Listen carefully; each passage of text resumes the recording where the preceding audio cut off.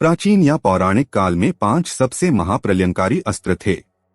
पहला ब्रह्मास्त्र, दूसरा नारायणास्त्र, तीसरा पाशुपतास्त्र, चौथा वज्र और 5वां सुदर्शन चक्र। आओ जानते हैं ब्रह्मास्त्र के बारे में 10 खास बातें। हिंदू ग्रंथ महाभारत में ब्रह्मास्त्र के बारे में क्या लिखा है, आइए जानते हैं। तदस्त्रं प्रज्ज्वाल महाज्वालन तेजोमंडल संवृतम सशंभवम व्योम ज्वालामालाकुलं भृशम चचाल च मही कृत्स्ना सपर्वतवंद्रुमा। अर्थात ब्रह्मास्त्र छोड़े जाने के बाद भयंकर वायु जोरदार तमाचे मारने लगी। सहस्रावधि उल्का आकाश से गिरने लगे। भूतमात्र को भयंकर महाभय उत्पन्न हो गया। आकाश में बड़ा शब्द हुआ। आकाश जलने लगा।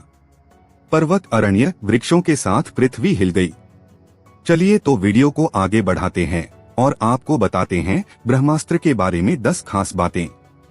पहला, किसने बनाया ब्रह्मास्त्र? वेद पुराणों आदि में वर्णन मिलता है। जगतपिता भगवान ब्रह्मा ने दैत्यों के नाश हेतु ब्रह्मास्त्र की उत्पत्ति की थी। ब्रह्मास्त्र का अर्थ होता है ब्रह्मा, ईश्वर का अस्त्र। दूसरा, इंसानों को मिला ब्रह्मास्त्र। प्रारंभ में ब्रह्मास्त्र देवी और देवताओं के पास ही हुआ करता था। प्रत्येक देवी देवताओं के पास उनकी विशेषता अनुसार अस्त्र होता था। देवताओं ने सबसे पहले गंधर्वों को इस अस्त्र को प्रदान किया।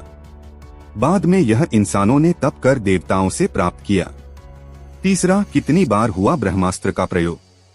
कहते हैं कि प्राचीन भारत में कहीं कहीं ब्रह्मास्त्र के प्रयोग किए जाने का वर्णन मिलता है। रामायण में भी मेघनाद से युद्ध हेतु लक्ष्मण ने जब ब्रह्मास्त्र का प्रयोग करना चाहा, तब श्री राम ने उन्हें यह कहकर रोक दिया कि अभी इसका प्रयोग उचित नहीं, क्योंकि इससे पूरी लंका साफ हो जाएगी। लेकिन कहते हैं कि राम रावण युद्ध में ब्रह्मास्त्र का प्रयोग हुआ था। इसके बाद महाभारत के युद्ध में अश्वत्थामा ने किया था। चौथा, किस किस के पास था ब्रह्मास्त्र? रामायण और महाभारत काल में ये अस्त्र गिने चुने योद्धाओं के पास था। रामायण काल में जहां यह श्री राम, विभीषण, मेघनाद और लक्ष्मण के पास यह अस्त्र था, वहीं महाभारत काल में यह भीष्म, द्रोणाचार्य, अश्वत्थामा, कृष्ण, कुवलाश्व, युधिष्ठिर, कर्ण, प्रद्युम्न और अर्जुन के पास था। अर्जुन ने इसे द्रोण से पाया था। द्रोणाचार्य को इसकी प्राप्ति राम जामग्ने से हुई थी। 5वीं, ब्रह्मास्त्र से प्रलय उत्पन्न होता था। ब्रह्मास्त्र कई प्रकार के होते थे, छोटे और बड़े और व्यापक रूप से संहारक, इच्छित, रासायनिक, दिव्य तथा मांत्रिक अस्त्र आदि। माना जाता है कि 2 ब्रह्मास्त्रों के आपस में टकराने से प्रलय की स्थिति उत्पन्न हो जाती है। इससे समस्त पृथ्वी के समाप्त होने का भय रहता है। महाभारत में सौप्तिक पर्व के अध्याय 13 से 15 तक ब्रह्मास्त्र के परिणाम दिए गए हैं। छठा, ब्रह्मास्त्र का परिणाम।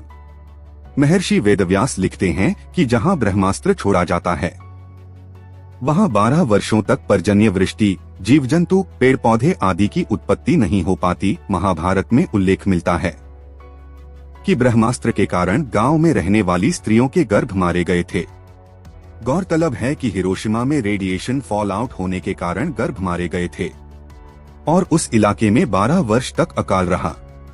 इससे यह सिद्ध होता है कि ब्रह्मास्त्र भी परमाणु बम जैसे ही रहा होगा।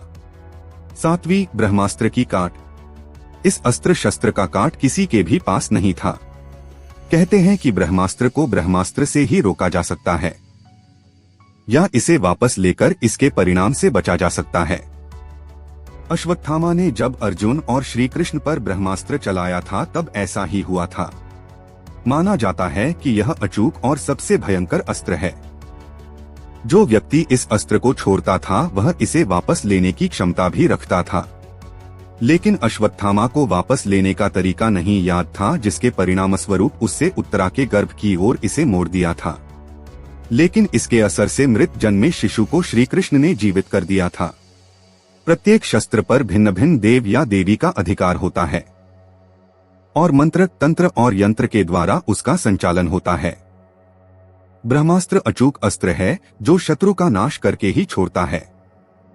इसका प्रतिकार दूसरे ब्रह्मास्त्र से ही हो सकता है, अन्यथा नहीं। 8, क्या यह परमाणु बम जैसा था? शोध कार्य के बाद विदेशी वैज्ञानिक मानते हैं कि वास्तव में महाभारत में परमाणु बम का प्रयोग हुआ था। 42 वर्ष पहले पुणे के डॉक्टर व लेखक पद्माकर विष्णुवर्तक ने अपने शोध कार्य के आधार पर कहा था कि महाभारत के समय जो ब्रह्मास्त्र इस्तेमाल किया गया था वह परमाणु बम के समान ही था। डॉक्टर वर्तक ने 1969 से 1970 में एक किताब लिखी स्वयंभू। इसमें इसका उल्लेख मिलता है। कहते हैं कि आधुनिक काल में जे रॉबर्ट ओपनहाइमर ने गीता और महाभारत का गहन अध्ययन किया। उन्होंने महाभारत में बताए गए ब्रह्मास्त्र की संहारक क्षमता पर शोध किया और अपने मिशन को नाम दिया ट्रिनिटी यानी कि त्रिदेव। रॉबर्ट के नेतृत्व में 1939 से 1945 का बीच वैज्ञानिकों की एक टीम ने यह कार्य किया। 16 जुलाई 1945 को इसका पहला परीक्षण किया गया। नोवा, क्या सिंधु सभ्यता ब्रह्मास्त्र से हो गई थी नष्ट? सिंधु घाटी सभ्यता, मोहनजोदड़ो, हड़प्पा आदि में हुए अनुसंधान से ऐसे कई नगर मिले हैं जो लगभग 5000 से 7000 ईसा पूर्व अस्तित्व में थे। इन नगरों में मिले नरकंकालों की स्थिति से ज्ञात होता है कि मानो इन्हें किसी अकस्मात प्रहार से मारा गया है। इसके भी सबूत मिले हैं कि यहाँ किसी काल में भयंकर ऊष्मा उत्पन्न हुई थी। इन नरकंकालों का अध्ययन करने से पता चला कि इन पर रेडिएशन का असर भी था।